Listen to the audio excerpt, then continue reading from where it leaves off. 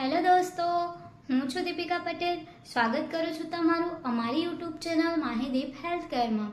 તો આજના વિડીયોમાં આપણે જોવાના છે સરકારની નવી યોજના અતિ જોખમી સગર્ભા માતાને કેટલી સહાય મળવાપાત્ર છે, કોણ આ ફોર્મ ભરી શકે છે અને આ ફોર્મ ક્યાંથી ભરાય છે, આ બધી જ માહિતીની ચર્ચા આપણે આજના વિડીયોમાં કરવાના છે.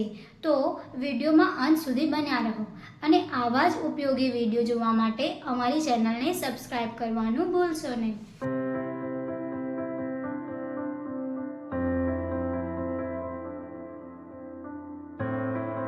અતિ જોખમી સગર્ભા યોજનાનો મુખ્ય હેતુ માતા મૃત્યુદર અને બાળ મૃત્યુદર ઘટાડવાનો છે.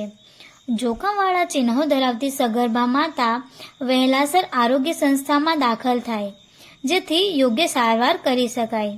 ડિલિવરી પછી 7 દિવસ હોસ્પિટલમાં જ રાખવામાં આવે, જેથી બાળકની પણ સારી સંભાળ લઈ શકાય, જેના કારણે માતા અને બાળકના મૃત્યુદરમાં ઘટાડો કરી શકાય છે. હવે એ જોઈએ કે કેવી સગર્ભા માતાઓને આ યોજનાનો લાભ મળવાપાત્ર છે.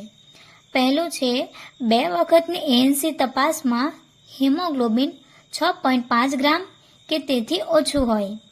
બીજું છે 3 વખતની તપાસમાં લોહીનું દબાણ 180/110 mmHg કે તેથી વધુ હોય, પગમાં સોજા હોય, પેશાબમાં પ્રોટીન આવતું હોય.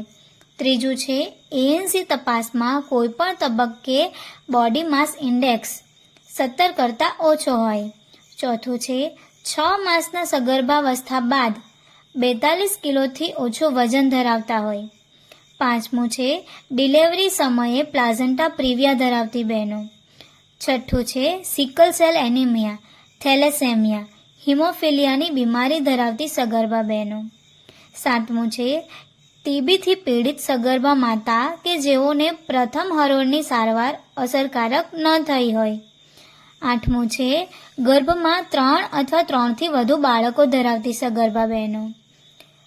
નવમું છે જે સગર્ભા બહેનોને ક્રોનિક કિડની ડિસીઝ હોય. 10મું છે હૃદયની બીમારી હોય, જેવી કે વાલ્વ રિપ્લેસમેન્ટ. આવા જોખમ ધરાવતી સગર્ભા બહેનોને અતિ જોખમી સગર્ભા ગણી આ યોજનાનો લાભ આપવામાં આવશે. હવે જોઈએ આ યોજનાની અમુક શરતો.